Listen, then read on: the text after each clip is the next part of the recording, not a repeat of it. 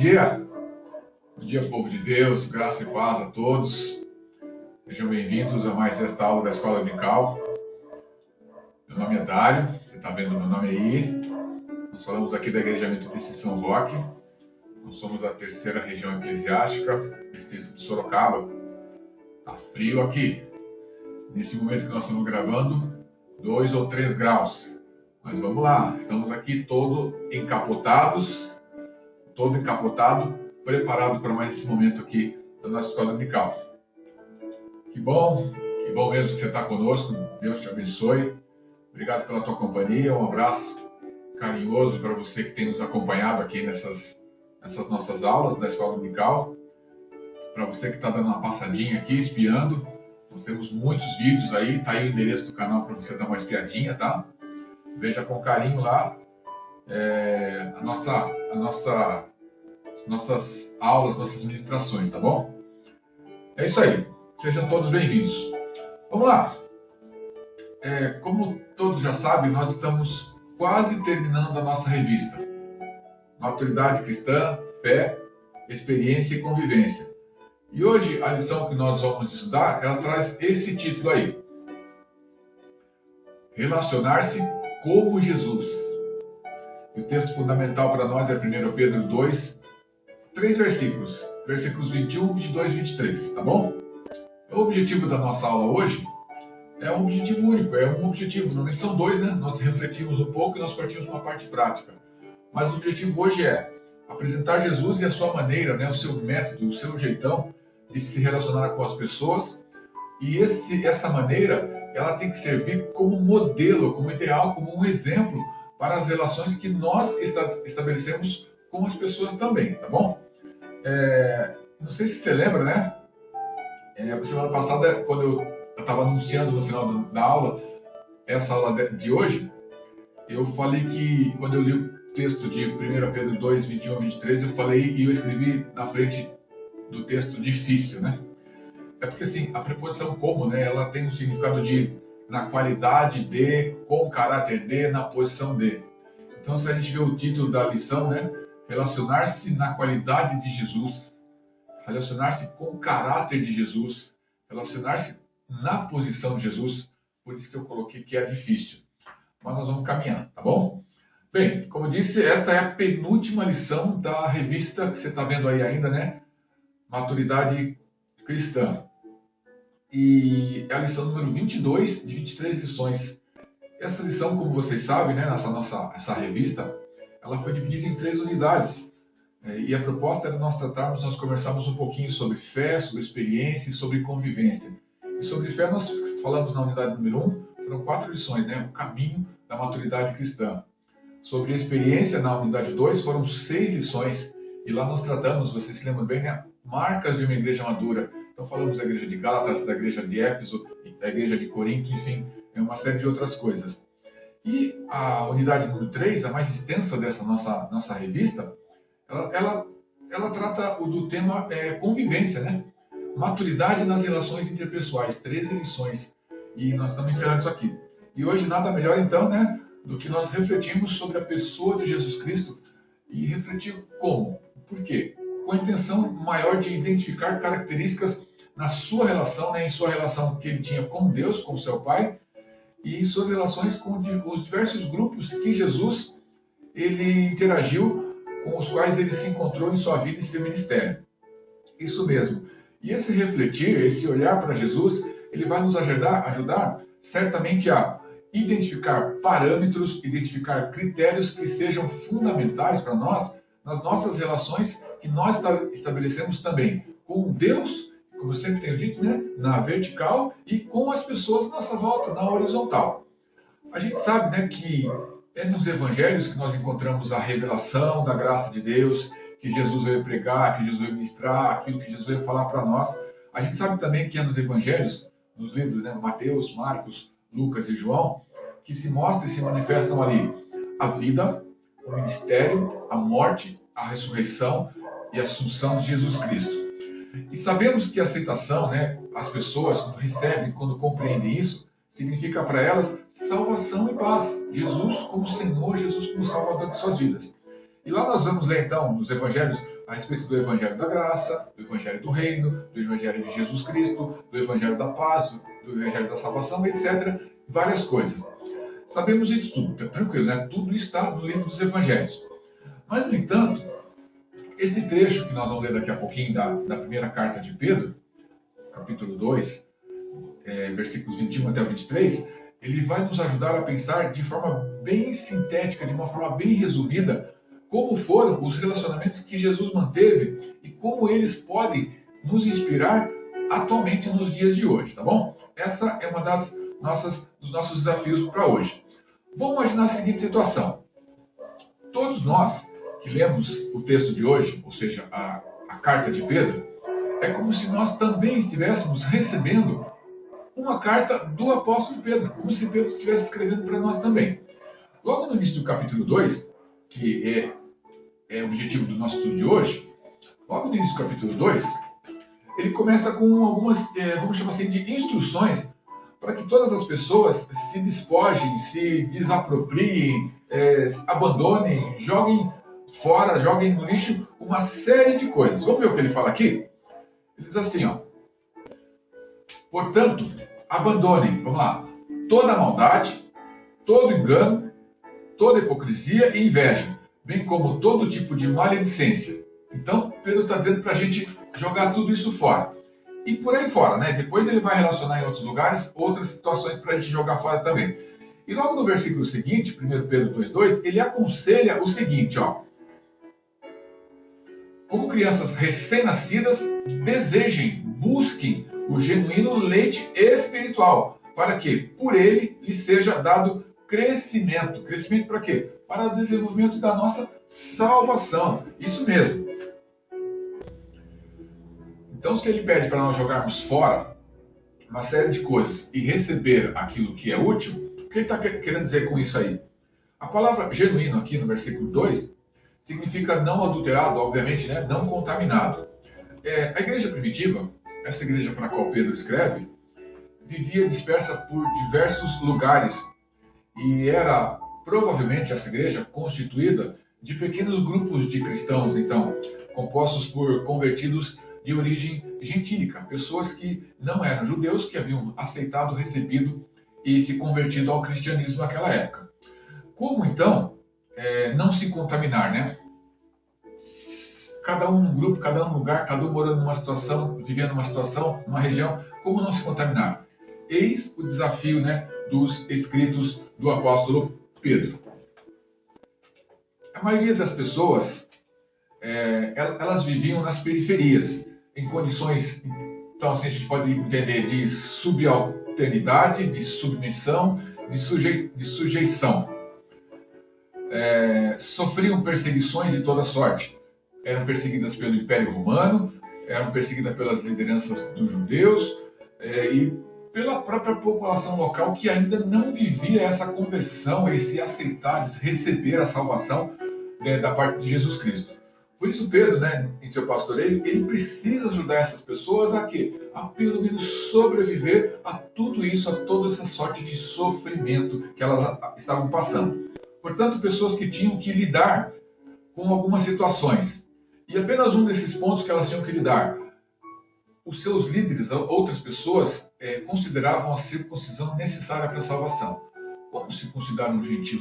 O gentil não era judeu, o gentil não entendia nada a respeito da circuncisão. Esse era apenas um dos pontos que eles tinham que brigar, lidar nessa situação que eles viviam, essa igreja primitiva. Essa ideia, né, de circuncisão, obviamente, ela foi rejeitada porque não estava de acordo com a palavra de Deus. Foi o motivo do nosso estudo, a questão de tradição, quando nós estudamos há uns dias atrás, né? As marcas da igreja na segunda unidade. Então, essa ideia foi, obviamente, rejeitada porque não estava de acordo com a palavra de Deus, que afirma que a salvação, ela é, Tiago, né? Nós estudamos também, né? A salvação é unicamente pela graça, isso mesmo. Assim, uma espécie de adulteração, nesse caso, né? É quando a gente adultera o genuíno leite espiritual. E o genuíno leite espiritual é a palavra pura, simples do Senhor, tá bom? Uma espécie de adulteração, então, é quando as pessoas acrescentam a palavra de Deus, que é o genuíno leite espiritual, como Pedro descreve, qualquer coisa que a palavra do Senhor não condiz, não bate, tá? Princípios elementares, princípios básicos, princípios insubstituíveis, prioridades, tesouros de Deus que determinam o nosso crescimento e a nossa caminhada. Esses são o leite genuíno, leite espiritual genuíno. Esses nunca devem ser abandonados ou até mesmo, como diz aqui, né, contaminados, como Pedro está falando para eles. O que Pedro também procura nos dizer é, olha, o pecado é arrasador. Tomem cuidado com isso. Vamos dar uma olhadinha no texto que fala sobre isso? Marcos 7, 21, 22. A palavra em Marcos, no Evangelho, está dizendo assim, porque de dentro do coração das pessoas é que procedem os maus pensamentos, a prostituição, os furtos, os homicídios, os adultérios, a avareza, as maldades, o engano, a imoralidade, a inveja, a blasfêmia, o orgulho, a falta de juízo. Olha só, né? São 13, se a gente contar, são 13, vamos chamar assim, de males registrados aqui nesses versículos. 13 males que fluem, segundo a palavra do evangelista Marcos, de dentro de um coração carnal. Ou seja, um coração que ainda não tem em Jesus o exemplo de relacionamento, de como se relacionar com as pessoas. Por isso, né, eu diria assim, bem entre aspas, só por isso nós precisamos de um coração novo. Mas este coração novo, sinônimo então de pureza, né, ele está além do nosso alcance natural. Só por nós não conseguimos alcançá-lo. E no decorrer de sua carta, então, Pedro ele se apressa em fazer algumas recomendações de que no lugar das coisas e atitudes, atitudes aí agora sim, essas 3 atitudes aqui chamadas por nós aqui de indecentes e de malignas, nós precisamos, ou seja, é necessário, segundo Pedro, é quase obrigatório preencher a nossa vida com coisas que são, então, ao contrário das malignas, de coisas dignas, de coisas boas. O que precisamos, então, segundo Pedro está nos propondo aqui? Vamos dar uma olhadinha? Vamos? Se a palavra em Marcos diz que de dentro do coração das pessoas é que procedem os maus pensamentos, o que Pedro vai propor para nós é então que nós precisamos introduzir em nós, como se fosse um detergente, como se fosse alguma coisa que limpasse tudo por dentro. Nós precisamos introduzir em nós os princípios nobres da palavra de Deus e assim, então, com essa introdução, né, fazer uma limpeza, digamos assim, né, e crescermos então na graça e na estatura de quem? De Jesus Cristo. Isso mesmo. Edificar a nossa vida nele, em Jesus. Firmar a nossa vida na rocha da verdade, Jesus Cristo. E embora essa carta ela tenha sido escrita lá atrás, né, por volta do final dos anos 70, né, dessa nossa era, anos 67 mais ou menos, segundo alguns estudiosos e historiadores, em se tratando de pecado, sobre esse tema pecado, não há nada de novo que possamos acrescentar naquilo que está escrito aqui. E, infelizmente, também nada a descontar. Mas, sobre a carta ainda, a gente pode dizer que Pedro, ele exorta os seus eleitores, ele vem trazer algumas coisas, algumas situações, mostrando algumas situações de como nós podemos passar por isso, tá? Então, ele exorta os seus leitores aqui, primeiro, persevere na verdade para, assim fazendo, não caírem nos erros e infidelidades apresentadas daqueles tempos, tá bom? E as recomendações, a gente chama assim de fundamentais, que ele nos traz para isso são: 1. Gostem-se a si mesmo. Abandone, versículo 2, né? Nós lemos aqui, quer ver? Ó? Abandonem toda maldade, todo engano, hipocrisia e inveja, bem como todo tipo de maledicência, bem como todo tipo de falar de pessoas pelas costas. Ou seja, fazendo isso, vocês já estão se limpando, e fazendo isso, vocês estão dizendo assim, ó, eu não vou fazer mais essas porcarias porque eu gosto de mim mesmo. Então Pedro está dizendo assim, ó, recomendação, gostem-se a si mesmo e façam como Cristo fez. É isso que nós vamos ver daqui em diante, tá bom? O texto que a gente vai ler, né, da lição, proposta pela lição, ele está inserido num bloco que vai do capítulo 2, versículo 13, até o capítulo 3, versículo 7. Esse bloco, né, esse pequeno bloco da carta de Pedro, ele descreve algumas regras de conduta para os cristãos daquela época e daquela sociedade daquele tempo. Que mesmo diante do sofrimento e perseguição, como agir, como reagir, não é verdade? Se a gente entender assim, são instruções relacionadas à postura, primeiro, para com as pessoas que não eram crentes, que não viviam a mesma posição desses gentios convertidos ao cristianismo, e cuja ênfase, obviamente, então, ela recai num exemplo, olha só, né? Num exemplar modo de vida, ou seja, modo de vida de quem? Do cristão. O exemplo tem que partir de nós, é responsabilidade nossa, do cristão, dar exemplo de como tratar as pessoas, de como se portar diante das autoridades, de como a atitude dos servos, dos crentes, dos cristãos deve ser diante dos seus patrões, né, dos seus senhores, bem como a postura das pessoas casadas, mais para o finalzinho, não é motivo do nosso estudo de hoje, então, lá versículo 17 do capítulo 3, tá bom? Assim fazendo, então, Pedro, ele aponta o mesmo caminho para nós hoje, né? Ele aponta o mesmo caminho que Jesus apontou para os seus discípulos. Que caminho é esse? O que Jesus apontou para os seus discípulos à época, que Pedro vem apontando para nós hoje? Suportarmos as aflições em tempos de tribulação e angústia, afastando-nos do mal e, além de afastar-nos do mal, praticando o bem. Ok? O texto base da nossa lição, recomendado para a nossa leitura, é 1 Coríntios, nada, né? 1 Pedro 2, versículos 21 a 23. Eu vou ler também o versículo 18, tá? Porque nós vamos usá-lo daqui a pouquinho, tá bom? Então, 1 Pedro, capítulo 2, versículo 18, diz assim: Servos, sejam obedientes ao Senhor de vocês, com todo temor, e não somente se ele for bom e cordial, mas também se ele, o seu Senhor, o seu patrão, o seu chefe, for mau. Versículo 21. Porque para isto mesmo vocês foram chamados. Nós já vamos ver. O que é para isto? Para que nós somos chamados? Pois que também Cristo sofreu em lugar de vocês, deixando-lhes exemplo para que sigam os seus passos. É isso aí. Ele não cometeu pecado, nem foi encontrado engano em sua boca. Pois ele, Jesus Cristo, quando insultado, não revidava com insultos. Quando maltratado, não fazia ameaça, mas entregava-se àquele que julga retamente, o justo juiz. É isso. Vamos lá. Jesus Cristo sofreu perseguição. Jesus Cristo foi odiado durante sua vida de pregação. Jesus foi odiado durante sua vivência, durante sua pregação, durante sua vivência quando ele vivia a boa nova do Evangelho de Deus. E além de tudo isso, no final de sua vida, ele sofreu torturas e Jesus foi submetido a uma morte como se um marginal ele fosse. Muita gente nos dias de hoje também sofre isso, na verdade, na nossa sociedade. Não uma morte como marginal, diria, mas perseguições também por viver o Evangelho de Jesus Cristo. Eu diria que nós, aqui no Brasil, ainda não sofremos muito sobre isso. Ainda, já estamos sendo perseguidos, mas ainda não sofremos muito sobre isso. Nem sempre temos condições de avaliar de modo claro a causa desse sofrimento.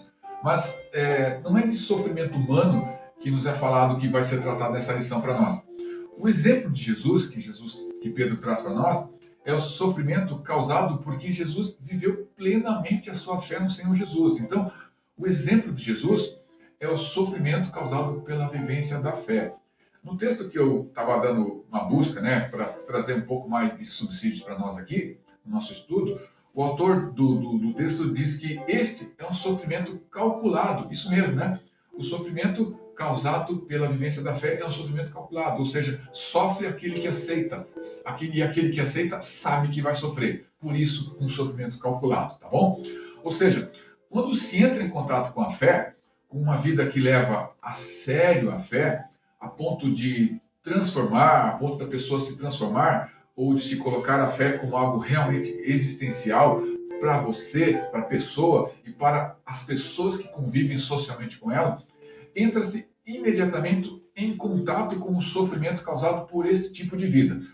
Vamos entender o seguinte, eu tenho ainda, né, uma irmãzinha, uma amiga que quando ela se converteu a Jesus, ela era da balada, ela era de chegar de madrugada em casa, em companhia de outros amigos, outras amigas que iam dormir na sua casa. E quando ela chegou para a igreja para conviver conosco, ela passou a chegar em casa e quando nós saímos, né, nós a entregávamos, os jovens, né, nós a entregávamos 11 horas, máximo meia-noite em casa, deixava na porta da casa, ela entrava cedo e o questionamento de seus pais era: você não está se divertindo mais? Você não está saindo mais com seus amigos? Né? Por que você está chegando cedo em casa? Porque era comum chegar de madrugada, era comum viver e virar à noite. E a partir do momento que ela entrou para a igreja, nós não somos notívagos, nós somos homens e mulheres que vivem o dia e a noite é para o nosso descanso, tá certo? Então é isso. Esclarecendo sobre isso também, o sofrimento que provém do fato de que o mundo em que se vive esta fé não está apto a digerir, a engolir esta vivência, não está na linha do pensamento e da ação de Deus. Por isso, né, olha só o que eu vou dizer aqui, ó, a justiça dos homens sem Deus se choca frontalmente com a justiça dos homens e das mulheres que agora receberam o Senhor como Salvador. E essa contradição é que leva ao sofrimento. Isso está em todos os lugares. Então eu diria, cuidados, meus queridos, cuidem dos seus pequenos, por favor. Essa inserção, essa procura de trazer coisas que não são referentes ao reino de Deus, elas estão em todos os lugares, em todos os segmentos da sociedade. Cuidem dos pequenos. Vamos ver o versículo 18 que eu falei aqui? Versículo 18 de 2 Pedro diz assim, capítulo 2, servos, sejam obedientes ao Senhor de vocês, com todo o temor, e não somente se ele for bom e cordial, mas também se ele for mau. Como exemplo desse texto, nós podemos dizer assim, se uma pessoa acha que por ela pertencer a uma determinada classe social, ou por ela pertencer a um determinado lugar de convívio onde as pessoas têm condições financeiras melhores do que as outras, ela, por isso, e somente por isso, ela não pode ser tratada com desrespeito, essa pessoa vem a sofrer quando ela é tratada com desrespeito no momento em que ela é desrespeitada. Deixando claro aqui nesse exemplo que ela própria se inflige esse sofrimento por causa da sua imaginação sobre a qual ela construiu a sua vida. Podemos então dizer que esse tipo de sofrimento é um sofrimento desnecessário, calcado, fundamentado apenas no orgulho da pessoa e na imaginação do que é sofrimento e do que é vida para esta pessoa. Isso é um clássico, né? Olha aí, clássico de novo, né? É um clássico exemplo de sofrer sem necessidade. Por outro lado, evitar o sofrimento é um mal entendido de sofrimento. Não é possível evitar o sofrimento. Todos estamos sujeitos a ele, sim. E desse tipo de sofrimento, Jesus se distancia na sua vivência. Ele não procura reagir, não procura mal para as pessoas. O sofrimento dele tem um sentido. E ele diz, né, sim, e é até necessário esse sofrimento. Palavras do próprio Jesus. É por isso que ele não necessita, ele quem? Jesus, ele não necessita de desforra, ele não necessita de vingança, ele não necessita de queixa, ou por outro lado, ele não precisa também, quando sofre, de ser reconhecido por estar sofrendo, de compaixão, de pena, de condolência de outras pessoas. Tá certo? Não precisa nada disso, porque o sofrimento, no caso de Jesus sofrer pela fé, é necessário e tem algum sentido. É desse sofrimento que nós estamos falando, tá bom? Somente esse sofrimento é justo. Por isso Pedro afirma, consequentemente, né, versículo 22 do capítulo 2 da primeira carta, ele não cometeu pecado nenhum. Jesus, ninguém ouviu uma mentira dos seus lábios. E normalmente, né, os julgadores de plantão, né, imputam o sofrimento como consequência de um erro, né, descuido, ou como um pecado qualquer que a pessoa tivesse cometido. Voltamos de novo como exemplo aos amigos de Jó, né? Para eles, Jó só estava passando por aquilo tudo porque certamente tinha feito alguma coisa de errado. E se está sofrendo, alguma coisa de errado fez, né? E nós já crucificamos e já julgamos. Por isso que eu chamo aqui os julgadores de plantão. Jesus sofreu? Jesus sofreu. Não por causa do pecado ou por causa da mentira, mas exatamente o contrário. Mas exatamente por causa de não ter cometido nada disso é que ele sofreu. E qual foi a resposta dele para tudo isso? Quando ele foi amaldiçoado, ele respondeu com maldições? De forma nenhuma, ele não respondeu com maldições. Quando ele sofreu, ele revidou imediatamente? Não, queridos. Quando ele sofreu, ele não ameaçou. Mas o que ele fez? Conforme Pedro está falando aqui, ele colocou a sua esperança em Deus. o justo juiz. Isso mesmo. E Pedro escreve para pessoas que tinham muitos deveres naquela época, mas poucos direitos adquiridos. As pessoas para que ele está escrevendo então, eram pessoas que à época eram difamadas, discriminadas e tinham sempre a sua fé questionada. Na carta, essas pessoas são orientadas como se relacionar com as pessoas em meio à perseguição. Estou sendo perseguido, como me portar diante disso? Pedro apresenta Jesus como um modelo então de relacionamento. Um Cristo sincero, um Cristo honesto, que diante das injustiças ele não revida, ele não ameaça. E ao enfrentar problemas, como nós dissemos aqui, reforçamos então, ele entregava tudo a Deus, o juiz que nunca erra.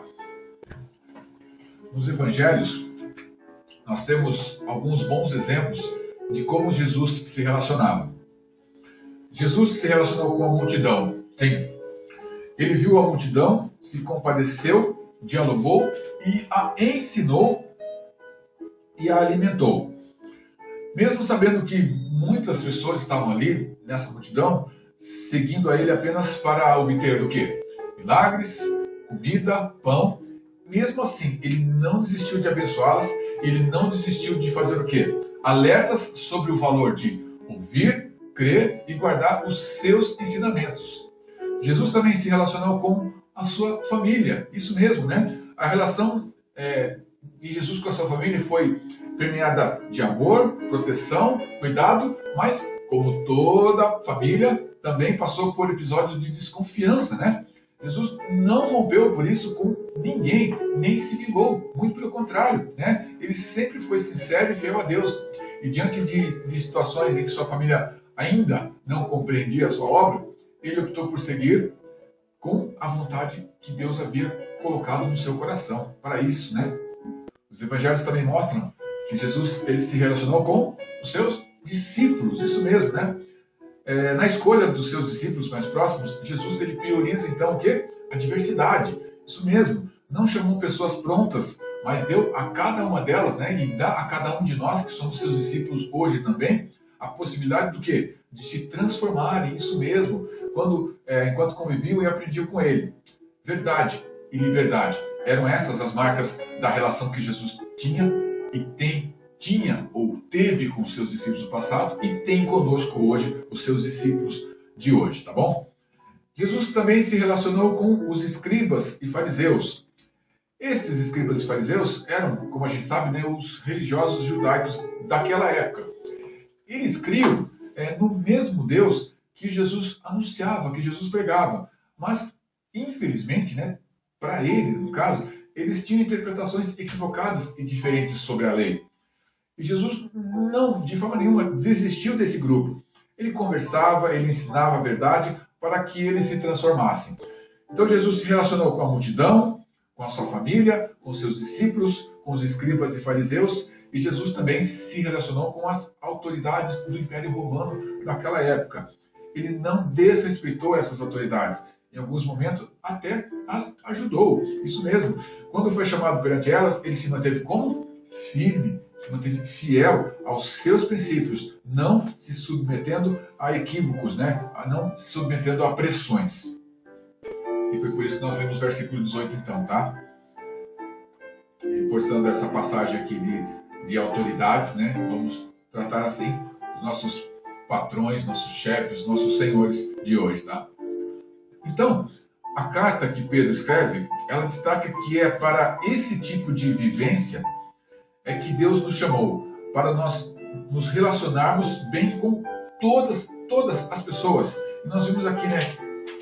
Multidão, família, discípulos, escribas e fariseus, autoridades do Império Romano. Multidão, hoje, todas as pessoas que convivem conosco, todas. Família, sua família, nossa família. Discípulos, eles se relacionam com seus discípulos, nossa igreja, aquelas pessoas que estão sob nossa orientação, sob nosso discipulado também, né? Responsabilidade nossa. Com os escribas e fariseus, quantos religiosos hoje em dia se chegam até nós para conversar a respeito de religião apenas, mas não querem ouvir falar de Jesus, né? Autoridades do Império Romano, as autoridades de hoje, aí nós sabemos quais são.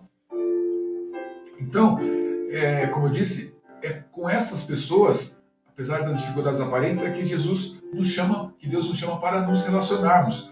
Apesar das dificuldades, ele aponta como parâmetro o próprio exemplo de Cristo. Nós vimos isso, né? O quadro está aí para a gente entender um pouco melhor, para a gente gravar um pouco melhor.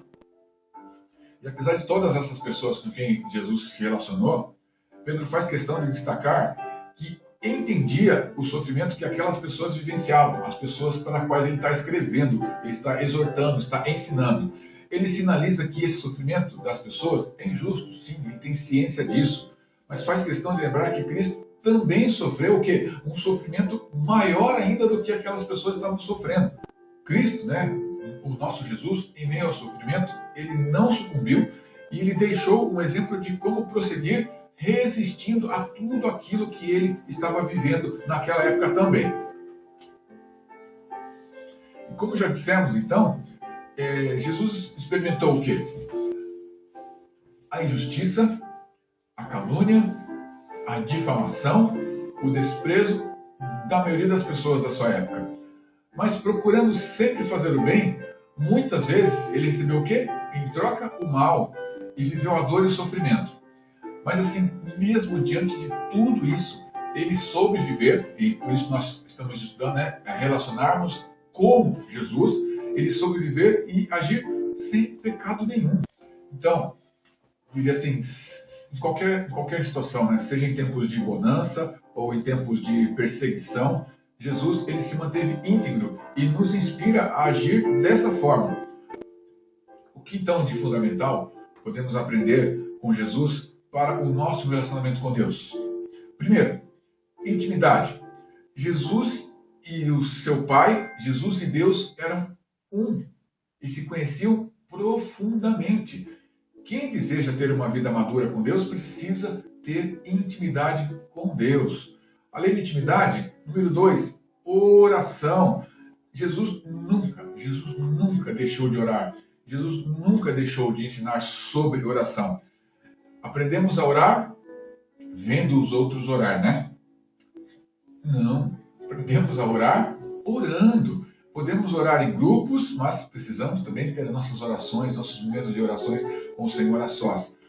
Para isso é preciso, então, ter uma regra.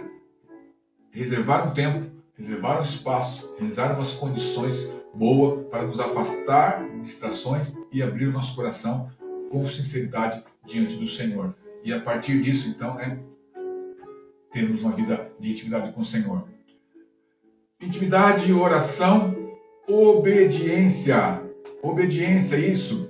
A consequência da nossa vida de intimidade, a consequência da nossa vida de oração com o Senhor é nós sabermos aquilo que o Senhor tem para nós e obedecermos, né? É a obediência a Deus, é a consequência disso. Jesus obedeceu, mesmo sofrendo temporariamente com isso. Nós precisamos obedecer a Deus também, né? Entendendo que na confiança que Ele é o Senhor, que Ele é o nosso Senhor e sempre sabe o que é melhor para nós. O que eu estou passando hoje vai ser motivo de alegria amanhã, tá certo? À noite vem o choro, mas a alegria certamente prevalece sobre amanhã. Como diria um pastor amigo meu, depois da tempestade vem a bonança. Vem a bonança. Intimidade, oração, obediência e o que é fundamental aprender com Jesus no relacionamento com Deus? Respeito. Respeitar uma pessoa significa não olhar para essa pessoa como alguém inferior, desprezá-la, mas como cristão, prezarmos por sua vida, prezarmos por seu direito de expressar-se. Para respeitar alguém, você não precisa, né? Você não, né? Para respeitar alguém, nós não precisamos concordar com suas ideias. Só não podemos, por discordar, presta atenção, né? Agir com grosseria ou falta de educação. Nós que desejamos respeito, devemos primeiro respeitar, isso mesmo. Intimidade, oração, obediência, respeito e valorização. Jesus valorizou e se aproximou de todas as pessoas, especialmente de quem tinha menos valor na sociedade, né? Os renegados, né? Os doentes, os desprezados, os marginalizados, as mulheres, acredite, né? Se todas as pessoas são importantes para o Senhor, elas devem ser importantes também para quem? Para nós, né? Lembra da semana passada? Qual é a sua prioridade? Se nas suas prioridades não estão incluídas vidas, pessoas, gente, repense as suas prioridades. Encerrando aqui então, intimidade, oração, obediência, respeito, valorização e compaixão. A origem da palavra, né, compaixão, na origem da palavra está inserido a ideia, traz a ideia de sentir, sofrer junto com a pessoa, né, com quem sofre. Então ter compaixão é, de certa forma, se importar a ponto de fazer o que estiver ao nosso alcance para quê? Para melhorar ou transformar a vida de alguém. Jesus fez isso em todo o tempo e quando estava prestes a morrer, abençoou a vida de um malfeitor. Assim devemos agir. Pai, não imputes a ele esse pecado e hoje mesmo você estará comigo no paraíso. Tá certo? É isso. Intimidade, oração, obediência, respeito, valorização, compaixão. Em tudo que fazia, em tudo que vivia, em tudo que viveu, Jesus dependeu e confiou em Deus. E nos ensina também a preservarmos a humildade, a mansidão e o amor em todo tempo, em toda e qualquer situação, né? E Jesus, nesse tempo, né, ele dava sempre um testemunho de vida que glorificava ao Senhor Deus nos seus atos. E nós devemos fazer da mesma forma, sem humilhar ninguém, sem pagar mal com mal, sem incitar o ódio, sem incitar a violência, amando-nos uns aos outros, amando todas as pessoas, inclusive aquelas pessoas que nos ferem. Qual foi a palavra que eu coloquei quando eu falei para vocês que eu lia o texto da lição na semana passada? Isso. Difícil. Se depender só de você, se depender só da sua vontade, da minha vontade, do meu querer, isso, eu diria, isso é impossível. Mas o Senhor está nessa luta com a gente, tá certo? Por quê? Porque o seu próprio sacrifício, né, é fruto da sua entrega radical. Jesus, na relação com Deus e com as pessoas, ele foi até o final, né? E quando ele pautou as suas relações no mandamento, ó, ame o Senhor, seu Deus, de todo o seu coração, de toda a sua alma, com todas as suas forças e com todo o seu entendimento. Beleza. Amar o Senhor, que nos faz bem a toda hora, puxa, fácil, tranquilo, sossegado. Jesus, estou contigo, vou junto, estou nessa. Vou amar o Senhor com tudo isso, com toda a força, com toda a alma, com todo o coração, com todo o meu entendimento. Vírgula. E ame ao seu próximo como você ama a si mesmo. Lucas 10, 27. Não é fácil, mas é perfeitamente possível. Ele cumpriu a vontade do Pai e ele não virou as costas para os seus discípulos, mesmo depois deles o abandonarem em um momento que ele vivia de grande dificuldade. Finalizando então, meus queridos, minhas queridas, a gente sabe que as relações entre as pessoas elas são muito complexas. Nem tudo são flores, mas nem tudo são dores também. Olhar para Jesus, olhar para a sua forma de se relacionar, pode nos ajudar a pautar as nossas atitudes. Isso mesmo, né? Como Jesus fez. Jesus tinha sempre em mente o seguinte. Primeiro, a necessidade de fazer e cumprir a vontade de Deus. E depois, anunciar o reino de Deus para as pessoas, marcado esse reino, então, por quê? Pela paz, pela justiça e pela alegria. E a nossa relação com Deus deve ser assim também, né? Baseada em uma vida de intimidade com Ele, isso mesmo. Como dissemos, essa vida de intimidade implica, então, oração, leitura da palavra, disposição e intenção de conhecer e cumprir a sua vontade para cada um de nós. E se arrepender diante de algumas ações equivocadas que nós fazemos, né? Essas ações nos ajudarão a termos condições, então, de mantermos uma boa relação com as pessoas. Obviamente, isso tudo, essa relação boa com as pessoas, ela é consequência de nós termos intimidades, uma vida de oração, uma vida de leitura, uma vida de disposição de conhecer a vontade do Senhor para a nossa vida. Para a gente concluir então, meus queridos, minhas queridas, é isso, né?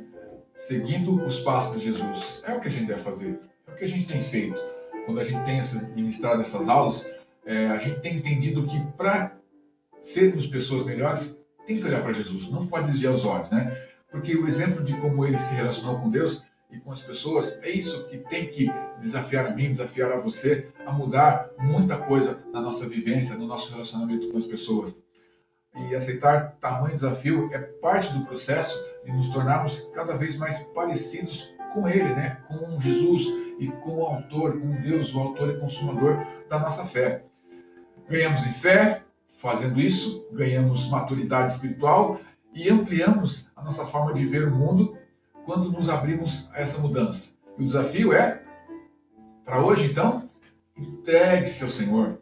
Entregue ao Senhor todos os seus relacionamentos e peça que Ele, peça que Deus te dê orientação em todos os seus sentidos, em todos os seus caminhos.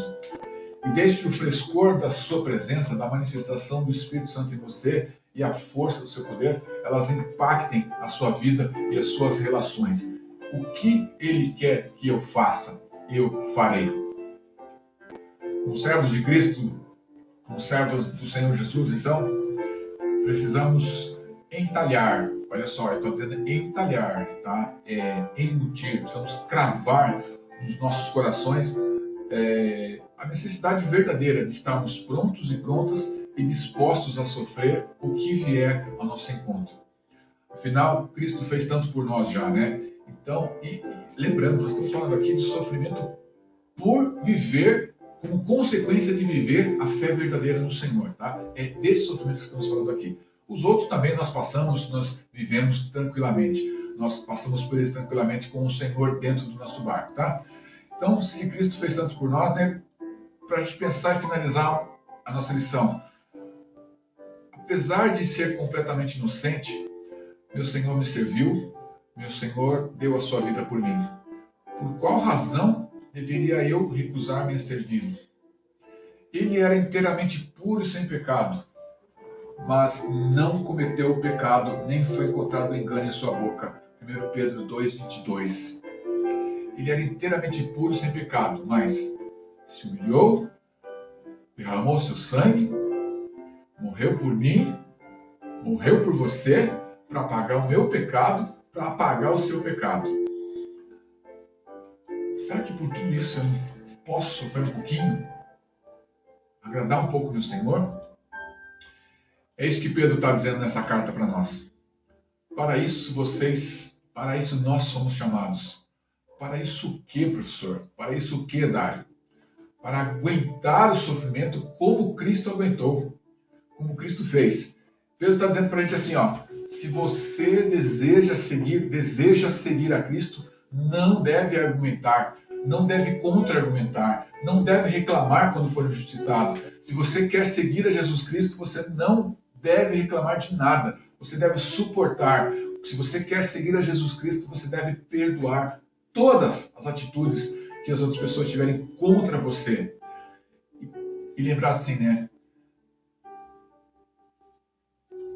Ele sofreu tudo por nós, mesmo sendo completamente inocente. Ele não apelou para a justiça quando se deparou com juízes. E de igual modo, nós devemos deixar a justiça de lado e dizer para nós mesmos: obrigado, Senhor.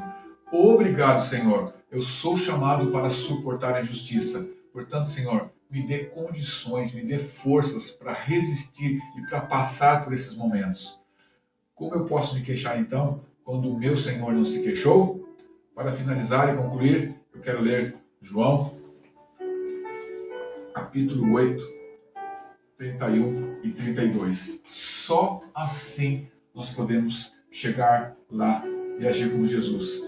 Jesus disse aos judeus que haviam se convertido, que haviam crido nele: se vocês, olha só, para nós hoje, se vocês permanecerem na palavra, serão de verdade, verdadeiramente os meus discípulos. Por quê? Permanecendo na palavra, vocês conhecerão a verdade, e a verdade os libertará. João 8, 31 e 32. Amém, meus queridos? Compreendemos então essa carta de Pedro? Deixa eu ver para vocês aqui. Abandonem toda maldade, todo engano, hipocrisia e inveja, bem como todo tipo de maledicência. Como crianças recém-nascidas, desejem o genuíno leite espiritual, para que por ele, pelo genuíno leite espiritual, que é a palavra genuína do Senhor, lhes seja dado crescimento. Servos, sejam obedientes ao Senhor de vocês, com todo temor, e não somente se ele for bom e cordial, mas também se for mau, porque para isto mesmo vocês foram chamados, pois que também Cristo sofreu em lugar de vocês, deixando-lhes um exemplo, relacionar-se como Jesus, o caráter de Jesus, para que sigam os seus passos, passos de Jesus. Ele não cometeu pecado, nem foi encontrado engano em sua boca, pois ele, quando insultado, não revidava com insultos, quando maltratado, não fazia ameaças, mas entregava-se àquele que julga retamente. Amém, queridos? Compreendemos tudo isso? Que bom! Glória a Deus! Finalizamos assim essa nossa lição de hoje. Relacionar-se como Jesus. E para a semana que vem, a lição 23/23, a última lição da nossa revista, a renúncia e maturidade cristã. E olha, nós vamos continuar falando de Pedrão, hein? Esse Pedrão entrou na nossa vida essa semana, hein? Marcos 8, 27-38. Nos veremos lá então, meus queridos. O que a renúncia tem a ver com maturidade cristã? Semana que vem, se o Senhor permitir, nós nos veremos aqui, nos encontraremos para mais uma aula, para mais um motivo de alegria na presença do Senhor, de estudar a sua palavra. Tá bom? Deus te abençoe, obrigado pela tua companhia, um excelente domingo para quem está acompanhando isso no domingo, um excelente almoço, uma excelente macarronada. Deus te abençoe. Esse vídeo deve estar subindo hoje, dia 1º de agosto, deve estar estreando hoje, dia 1º de agosto, hoje na Igreja Metodista aqui em São Roque, dia de ceia do Senhor. Você é convidado a cear conosco. Se você não fez a sua inscrição para o culto, ceie junto com a gente, compartilhe, assista o culto, compartilhe o link com as pessoas que você ama, tá bom? Deus seja contigo, meu irmão, Deus seja contigo, minha irmã. Obrigado mesmo pela tua companhia. Fiquem na paz, como eu tenho dito aqui, se cuidem, cuide dos seus pequenos. Deus te abençoe. Beijo para vocês. Amo todos vocês. Tchau. Até a próxima. Com a presença, com a graça, com o amor e no amor do Senhor Jesus. Um beijo, lindos. Tchau.